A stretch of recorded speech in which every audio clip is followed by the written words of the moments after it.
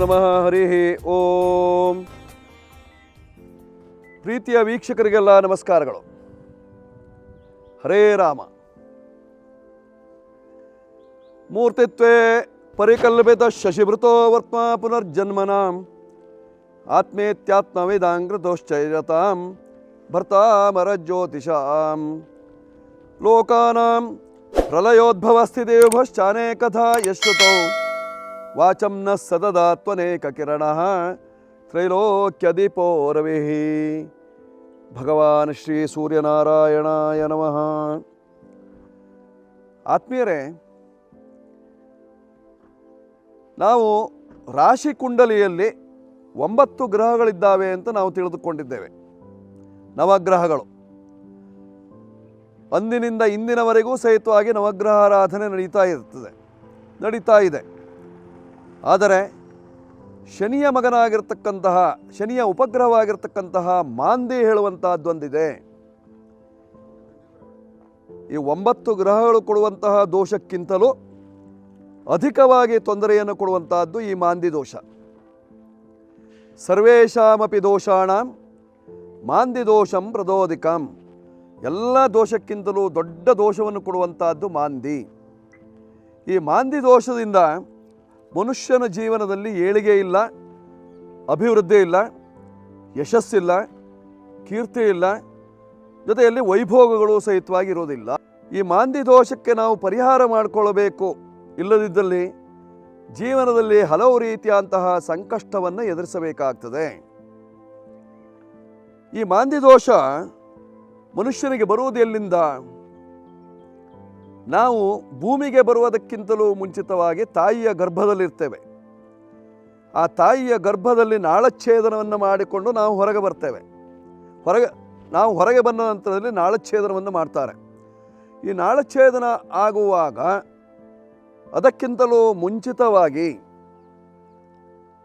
ತಾಯಿಗಾಗಿರಲಿ ಅಥವಾ ಅಜ್ಜಿಗಾಗಿರಲಿ ಅಥವಾ ಮುತ್ತಜ್ಜಿಗಾಗಿರಲಿ, ಆ ತಾಯಿಯ ಕಡೆಯ ತಲೆಮಾರಿನಲ್ಲಿ ಯಾವುದೇ ರೀತಿಯಾದಂತಹ ಗರ್ಭಸ್ರಾವವಾಗಿರಲಿ, ಗರ್ಭಸ್ರಾವ ಅಂದರೆ ಗರ್ಭಪಾತ, ಅಥವಾ ಬೇಡ ಅಂತ ಮಗುವನ್ನು ತೆಗೆಸಿದ್ದಾಗಿರಲಿ, ಅಂದರೆ ಏನು ಜೀವವನ್ನು ತೆಗೆಸಿದ್ದಾಗಿರಲಿ, ಅಥವಾ ಗರ್ಭದಲ್ಲೇ ಮಗು ಏನಾದರೂ ಸತ್ತು ಹೋಗಿದ್ದಾಗಿರಲಿ, ಅಥವಾ ಸಿಜರಿನ್ ಮಾಡಿದ್ದಾಗಿರಲಿ, ಈ 4 ಕಾರಣಗಳು ಸಹಿತವಾಗಿ ಮಾಂದಿ ದೋಷಕ್ಕೆ ಅಡಿಪಾಯವನ್ನು ಹಾಕ್ತದೆ.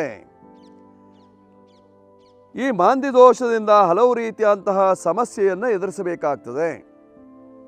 ಆದ್ದರಿಂದ ಈ ಮಾಂದಿ ದೋಷಕ್ಕೆ ಮುಖ್ಯವಾಗಿ ನಾವು ಶಾಂತಿಯನ್ನು ಮಾಡಿಕೊಳ್ಬೇಕು.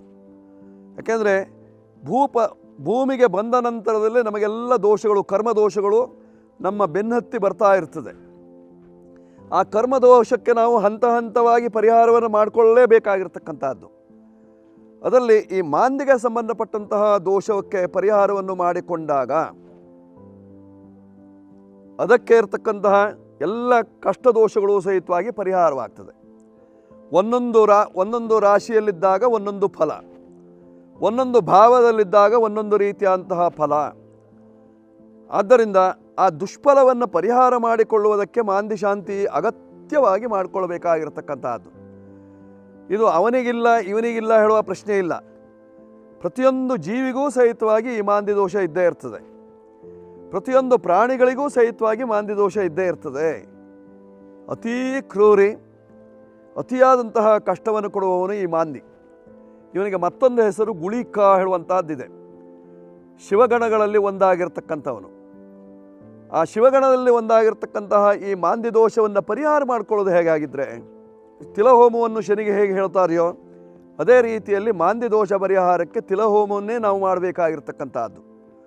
ಆ ತಿಲಹೋಮವನ್ನು ಮಾಡುವಂತಹ ಸಂದರ್ಭದಲ್ಲಿ ಶನಿಪುತ್ರಾಯ ವಿದ್ಮಹೇ ಗುಳಿಕನಾಥಾಯ ಧೀಮಹಿ ತನ್ನೋ ಮಾಂದಿ ಪ್ರಚೋದಯಾತ್. ಇದು ಮಾಂದಿ ಗಾಯತ್ರಿ.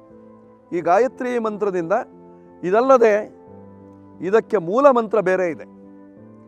ಆ ಮೂಲ ಮಂತ್ರ ಇದ್ದದ್ದರಿಂದ ಮೂಲ ಮಂತ್ರವತ್ತಾಗಿ ನೀವು ಹೋಮವನ್ನು ಮಾಡಿಕೊಳ್ಬೇಕು ಅಂದರೆ ಗುರುವಿನಿಂದ ಉಪದೇಶ ಪಡೆದಿರಬೇಕು.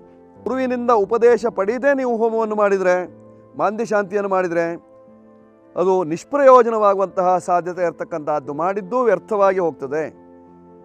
ಆದ್ದರಿಂದ ಗುರುವಿನಿಂದ ಉಪದೇಶವನ್ನು ಪಡೆದುಕೊಂಡು ತದನಂತರದಲ್ಲಿ ನೀವು ಮಾಂದಿ ಶಾಂತಿಯನ್ನು ಮಾಡಿಸಿದಾಗ ಆ ಹುಟ್ಟಿದಂತಹ ಮಗುವಿಗೆ ಅಥವಾ ಕುಟುಂಬದಲ್ಲಿ ಬೆಳೆದಂತಹ ಮಗುವಿಗೆ, ಜೀವನವನ್ನು ಮಾಡ್ತಾ ಇರತಕ್ಕಂತಹ ಮಗುವಿಗೆ, ಉದ್ಯೋಗವನ್ನು ಮಾಡ್ತಾ ಇರತಕ್ಕಂಥವರಿಗೆ, ಅಥವಾ ನೀವು ವ್ಯವಹಾರವನ್ನು ಬಿಸ್ನೆಸ್ ಇತ್ಯಾದಿಗಳನ್ನು ಮಾಡ್ತಾ ಇದ್ದೀರಿ ಅಂತಾದರೆ ಅವುಗಳಿಗೆ ಎಲ್ಲದಕ್ಕೂ ಅನುಕೂಲವಾಗುವಂತಹ ಸಾಧ್ಯತೆ ಇರತಕ್ಕಂಥದ್ದಿದೆ.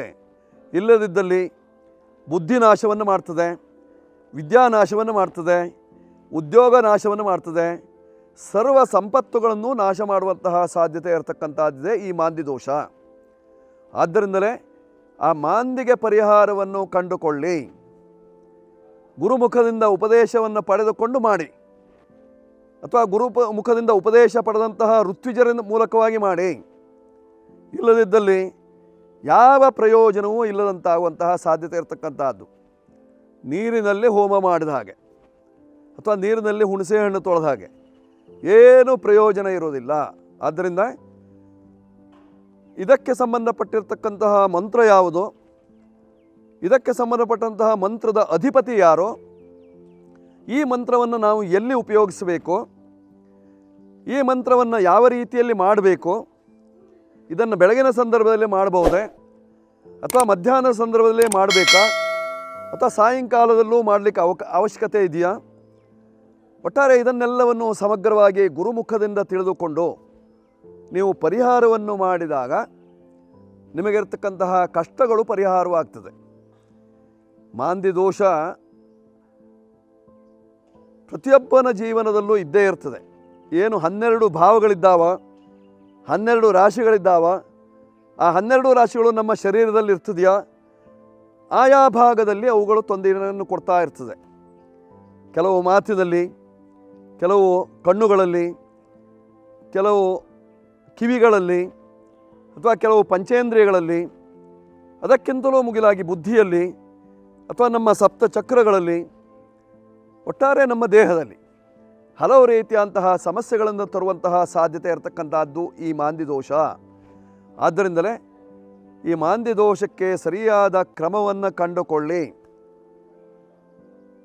ಹೇಗೆ ಅಂದರೆ ಹಾಗೆ ಮಾಡುವ ಹಾಗಿಲ್ಲ, ಸರಿಯಾದ ಕ್ರಮದಲ್ಲಿ ಮಾಡಿಕೊಳ್ಳಿ. ಒಂದು ಕುಟುಂಬದಲ್ಲಿ ಒಂದು ಶಾಂತಿಯನ್ನು ಮಾಡಿಸಿದ್ರೆ ಸಾಕಾಗುತ್ತೆ. ಪ್ರತಿಯೊಬ್ಬರಿಗೂ ಮಾಡಬೇಕು ಅಂತೇನಿಲ್ಲ. ಒಂದು ಕುಟುಂಬದಲ್ಲಿ ಒಂದು ಶಾಂತಿಯನ್ನು ಮಾಡುವಾಗ ಆ ಕುಟುಂಬದಲ್ಲಿರ್ತಕ್ಕಂಥವರಿಗೆ ಎಲ್ಲರಿಗೂ ಸಹಿತವಾಗಿ ಅನುಕೂಲವಾಗ್ತದೆ. ಮಾಡ್ಕೊಳ್ಳಿ, ಶುಭವಾಗುತ್ತೆ. ಮಾಂದಿ ದೋಷ ಪರಿಹಾರಕ್ಕೆ ಶುಭವಾಗಲಿ. ಶುಭಮಸ್ತು.